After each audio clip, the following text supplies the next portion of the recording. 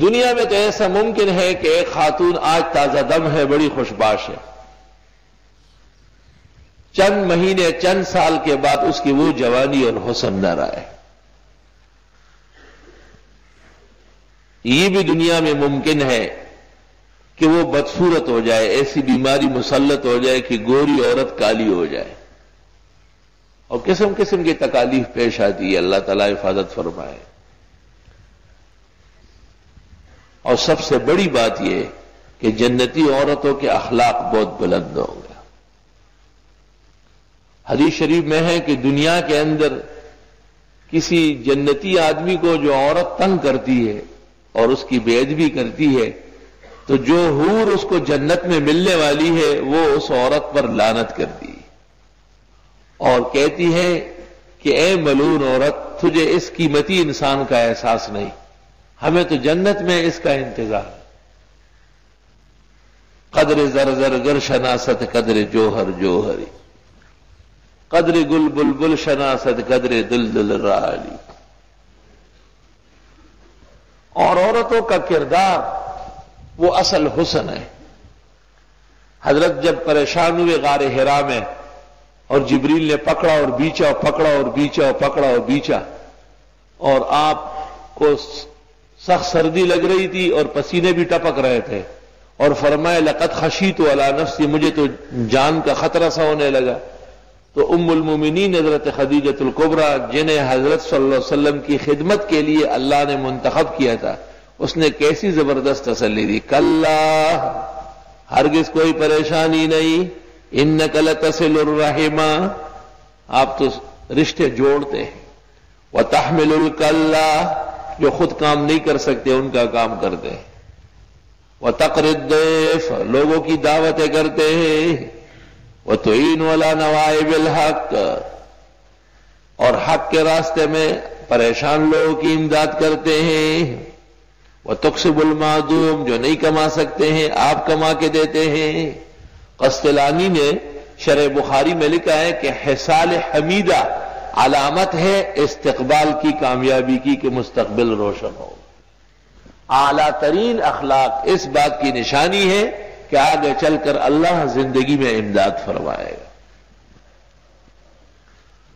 اس زمانے کی کوئی عورت ہوتی تو رونا شروع کر دیتی ہے، واویلا، ایک ہنگامہ کھڑا کر دیتی، لیکن پیغمبروں کے لیے جو عورتیں چنی جاتی ہیں وہ عام عورتیں نہیں ہوتی۔ یا نساء النبی لستن کاحد من النساء، اپنے سارے خزانے، ساری توانائی، ساری دولت، سارا معلومات خدیجۃ الکبریٰ نے رسول اللہ صلی اللہ علیہ وسلم پر قربان کیا، اور حضرت کی تبلیغ اور دین کی دعوت میں مکمل مساعدت کی۔ یہی وجہ ہے کہ حضرت خدیجۃ الکبریٰ کا جب وصال ہوا تو آپ نے اس سال کو عام الحزن کہا، غم اور صدمے کا سال، اور جب تک خدیجۃ الکبریٰ حیات تھی آپ نے دوسری شادی کا کبھی سوچا بھی نہیں، ذکر بھی نہیں اس کا۔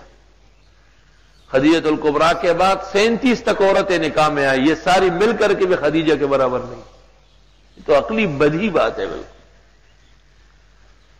ام المومنین حضرت عائشہ رضی اللہ تعالی عنہ فرماتی ہے کہ رسول اللہ صلی اللہ علیہ وسلم کو اتنی محبت تھی کہ کبھی کبھی بکرا کاٹ کے گوشت بنا کے اور پھر گلی میں جا کے حضرت خدیجہ کی سہیلیوں کے ہاں، ان کے دوستوں کے ہاں تقسیم کرتے تھے اور دلی تسلی حاصل کرتے تھے۔ اور فرمایا کہ ایک دن میرے پاس ایک عورت بیٹھی تھی، حضرت تشریف لائے، پوچھا کہ کون سی عورت آئی ہے؟ تو میں نے کہا کہ حالہ آئی ہوئی ہے جو خدیجۃ الکبریٰ کی بہن ہے۔ تو کہا حضرت صلی اللہ علیہ وسلم نے یہ سنتے ہی فرمایا کہ خدیجہ کی بہن آئی ہے، اور پھر جو میں نے دیکھا تو حضرت کا چہرہ اطہار آنسوؤں سے بھر گیا تھا۔ توبہ، انبیاء میں شکر اور وفا بہت زیادہ ہوتا ہے، احسان کی قدر نبیوں میں بہت زیادہ ہوتی ہے، ورنہ بحر و بر و آسمان و زمین اللہ رب العالمین نے آپ کے لیے مطیع و فرمان بردار بنایا ہے۔ تو ایک دن حضرت عائشہ رضی اللہ تعالی عنہ نے جرأت کی اور حضرت سے کہا کہ حضرت میں بچی آپ کی تربیت میں آئی، یہی جوان ہوئی، اور خدیجۃ الکبریٰ تو 2 دفعہ بیوہ ہو گئی تھی، اور وہ ایسی تھی اور ایسی تھی، تو حضرت نے کہا ماں یا عائشہ، عائشہ چپ ہو جاؤ، لا تذکریھا الا بالخیر، حضرت خدیجہ کی خوبیاں بیان کر سکتی ہے، ایسی باتیں نہ کرو۔ تو حضرت عائشہ فرماتی ہے کہ میں نے جو حضرت کی ناراضگی دیکھی، اس کے بعد مجھے ان سے اتنی محبت ہوئی حضرت خدیجہ سے کہ واللہ لا اذکرھا الا بالخیر، میں ساری زندگی ان کی خوبیاں بیان کروں گی۔ حضرت کو ایسا صدمہ ہوا، کیونکہ مقصد یہ تھا کہ آپ میرے نکاح میں اس وقت آئی ہے کہ صحابہ کے قطار جب میں آتا جاتا ہوں میرے ساتھ ہوتے ہیں۔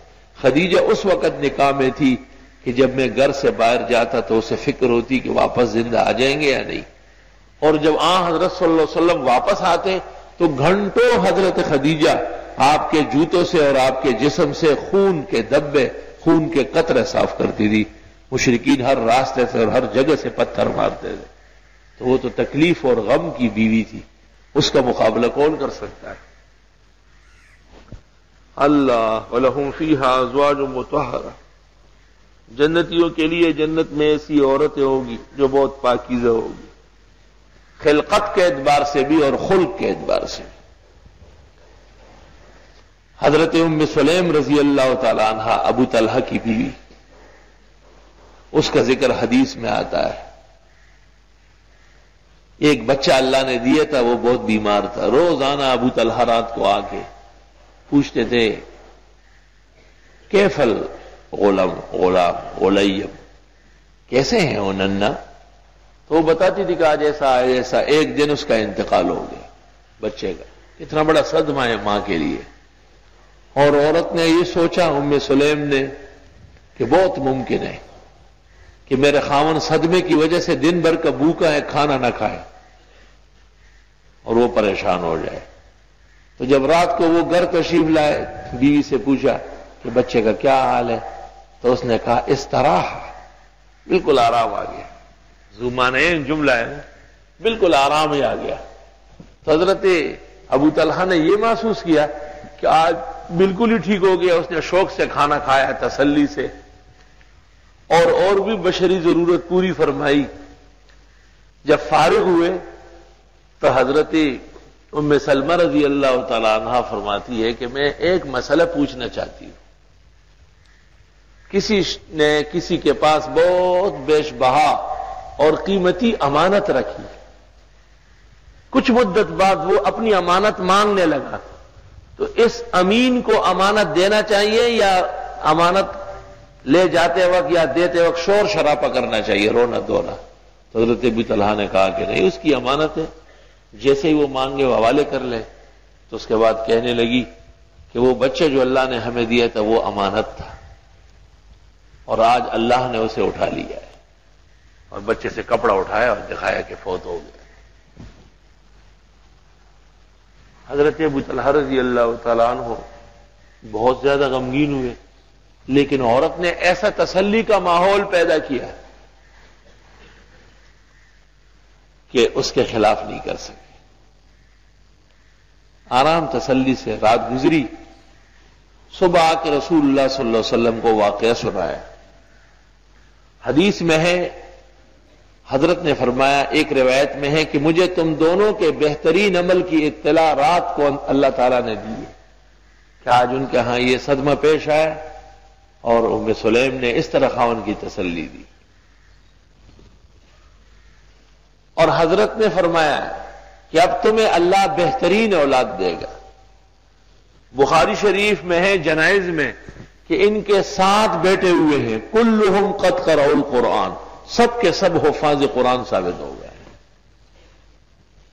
اور اس ام سلیم کو آپ نے دیکھا معراج کی رات کہ حوض کوثر پر بیٹھی ہوئی ہے اور وضو کر رہی ہے، کیونکہ بیٹے کا صدمہ برداشت کر کے جل گئی تھی نا، جلس گئی تھی، تو اس جلتی اور اس جلسنے کو اللہ تعالیٰ حوض کوثر کے پانی سے ٹھنڈا کرا رہا ہے۔